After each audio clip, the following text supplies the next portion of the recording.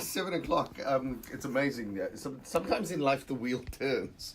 And this wheel has turned in just the most sensational way because here's somebody who, from my very formative years as a journalist, somebody breaking into this industry, there was this person who played the role of mentor in my career. And yeah, I am having to interview this person. It's as intimidating as hell. Sylvia Vollenhoven, good morning. Julia. Where are we this morning, you and I? I'm a bit shell-shocked from being up this time of the morning. I haven't done it for many, many years. But hey, it's great to reconnect. Yeah, and thank you. Fantastic. So you've been doing some good things, as you have for many years. But you've been telling the story of the people of the Cederberg. You've been talking about how ROOIBOS is part of their heritage and there's some restitution happening there. But you're tying it together to the disaster that played itself out in Wupperthal just a couple of weeks ago. So tie it all together for me, if you don't mind. Well, you know, the people of Wupperthal, quietly up there in the Cederberg Mountains, have been fighting quite an amazing battle. When I first heard about it, I thought, what are the chances that you're going to win? They've been fighting a battle to get recognition for the traditional knowledge of the Khoi and the San people of the uses of rooibos. And this has never ever before been done in South Africa, to get recognition for something so intangible and who is this to get recognition benefits issued by? The people of the Cederberg belt, the rooibos growers, the Khoi and San rooibos growers, have been aided in this by an amazing organization called Natural Justice, who are lawyers who look after this kind of community interest and bioresources. And they've also been funded by a range of funders, including the Heinrich Ball Foundation Southern Africa. So together, the people there and their stakeholders, lawyers and supporters, have staked this claim. They finally won the recognition for the fact that the Khoi and the San are the traditional knowledge holders of rooibos. Now, that might just sound like airy-fairy pie in the sky and nice, but the next step is, if we are the traditional knowledge holders, then you have to have a benefit sharing agreement. So the next step was to go to the big commercial rooibos industry and say, what we now want, if you want access to our knowledge and to this amazing resource called rooibos, then we want an access and benefit sharing agreement. And that agreement is now being signed. So I was commissioned to do this film, which took several years. And as we were planning the premiere of the film, the fire broke out. So what we've decided now is to turn the premiere tonight at the Baxter Theatre at 8 o'clock. Lots of tickets still available at the door. We've decided to turn the premiere into a fundraising event for the people to rebuild their village, because we were probably the only crew to be there filming the village in all its intensity, not just Wupperthal, but some of the other villages, rooibos growers in the Cederberg. We were there just before this, for several years, and filmed it in its historic, pristine state. So we were heartbroken when the fire happened, as you can imagine, like everybody else was. But the people of Wupperthal are a little bit like, and the Cederberg in general, are a little bit like the rooibos plant. After the fire, the plant just thrives. Fynbos loves fire. So after the fire, it's like a phoenix story. They are out of these ashes. They are rebuilding their village, and they are also talking about staking a land claim, because they don't own that village. They don't own the land on which they live. The land belongs to the church. The land belongs to the Moravian Church, yes. And I'd imagine that's a fairly contentious move if they're looking to stake personal claim to the land as opposed to it being a collective claim. I think what they're doing at the moment is discussing this with their lawyers, with the church, and also looking at other, what we call mission settlements. There's Genadendal, which was in a similar position, and Genadendal has resolved the land issue in quite a unique way. So there's kind of communal ownership and heritage ownership and stuff like that. So they're looking at various options. But I think what has happened is that the fire has mobilized that community. I mean, they're arriving en masse tonight to come and be at the premiere of their film, and the community has really rallied together. But what they need now is the support of the rest of us. Yeah, all right. We'll touch on how people can be there this evening, and I think about buying tickets. We'll get to that in a bit. What is the trickle down effect of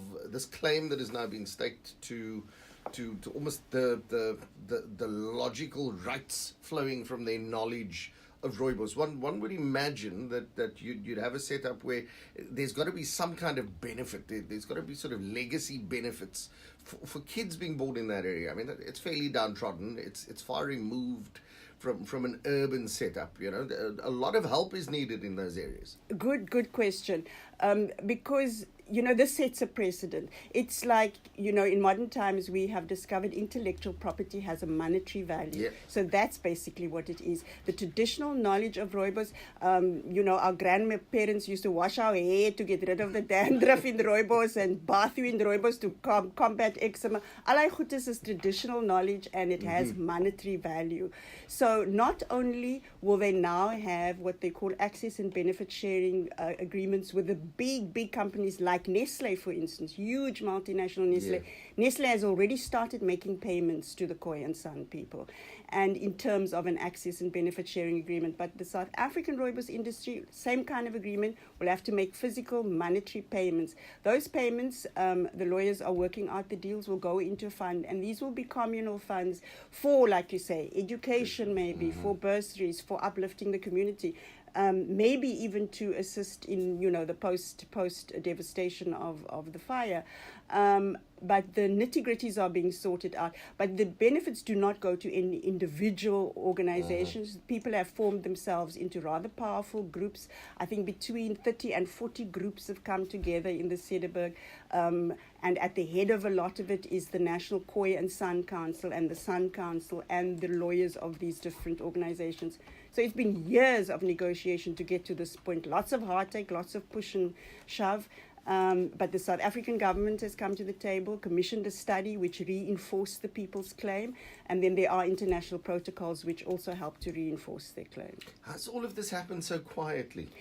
Because prior to you and I chatting, I had no idea this was even a thing. Because, you know, Aden, there are not a lot of other journalists like us out there. But people Google too much and sit in the office and don't get out there. So I must say I had never heard of this. And as I said, when I first heard of it, I thought, hey, what are the chances? This just sounds like airy-fairy stuff. But when I sat down with the lawyers and went on these many trips to the Cederberg and spent time there, I understood that that's just how the people of the Cederberg are. They're quietly getting on there with making history. And their lawyers have been really incredible people, and so are the funders. And so, in a way, the silence has been deliberate until now when the film is coming out, because the negotiations, as you can imagine, with the very rich rooibos industry, which is largely dominated by big commercial farmers down in Clanwilliam, have been quite sort of difficult, to say the least, you know. Lots of resistance from one side, and how can you now come and say because your grandmother knew about rooibos and knew this that you want money from me? You know, it was that kind of thing. And who says that the Khoi and the San knew all of these things? It was the Ginsbergs who started the tea industry here and Amal Daidanga. But one of the fascinating stories I discovered in my research is that you can actually trace the rooibos industry to one Khoi auntie called Antrinkie Swarts. Wow. Antrinkie Swarts started the whole rooibos industry by simply sharing her knowledge of how to get the seeds, because they were struggling to start an industry because they didn't know how to harvest the seeds. It's quite a difficult process. And Trinkie Swart sorted that out by doing her own scientific research, lying flat on her stomach in the field and watching the ants, and discovering that the ants, immediately after the seeds fall, gather the best seeds and take it to their nest. So when the people who wanted to start the industry in the early days gave incentives out in the Cederberg and said, bring us a matchy boxy for saatjes and then you get money. And Trinkie used to bring lots of matchboxes, and one day they made, she was a nanny for the Berg family, who's still today one of the rich rooibos families in the Cederberg. She was a nanny, and they couldn't work out why she was always getting all of these seeds, so they made her and her husband Oom Jan quite drunk. And you know, late at night, I wanted a bietjie oorgeloop, and then she told this whole story of how she'd been watching the ants and whatever. So it's thanks to Aunt Trinkie Swarts that we have a rooibos industry, and it's thanks to the Khoi and the San people's traditional knowledge that we have this unique product on the world market. How Wow, what a fascinating story! And the movie tells this aspect of All it? of these stories, including the story of Antrinkie Swats, which I feel should be a separate movie, maybe Yes. even a feature Feature film, film, yeah. van Antrinkie Swats op haar mag onder die mure. But the film, yes, the film tells the story of all of this, and the film has been commissioned by Natural Justice, the lawyers working with the issues, and largely supported by the Heinrich Ball Foundation, Southern Africa. Okay, so where can people see it? I know there's a premiere tonight. Tonight at the Baxter at 8 o'clock. The tickets are 150. Please come. And I just have to add, I'm in the unique position of having 2 premieres in this week in Cape Town. Wow. So this week it's the premiere of the ROOIBOS film, and there's still lots of tickets available, so you can just come. If you haven't got the credit card thing and the online thing going, then just come to the Baxter tonight. And then next week, I have a premiere of my new play, Kretawa Eva van der Kaal. Oh, yes, yeah. So it's kind of Khoisan time in Cape Yeah. Town, you know. And Kretawa opens next week at Artscape, and that's also something to look forward to. For sure. And people who aren't able to make tonight, where else would they be able to see this movie? The lawyers are planning a series of community screenings and outreach after this. We don't have the dates yet, but there are Facebook pages and Twitter accounts, so people will get to know about it. We'll stick all those details up on our Facebook page. I mean, that is absolutely awesome. I'm just loving the sound of this. Sylvia Vollenhoven, thanks very much for your time. Thanks for your efforts in telling the story. It's spellbinding just in listening. I can only but imagine what the film is about. So I'm gonna bust my ass and be there tonight. Wonderful. Fantastic. Thank you, Aden. Top Thanks class. for All the right. support. All the details on our Facebook page.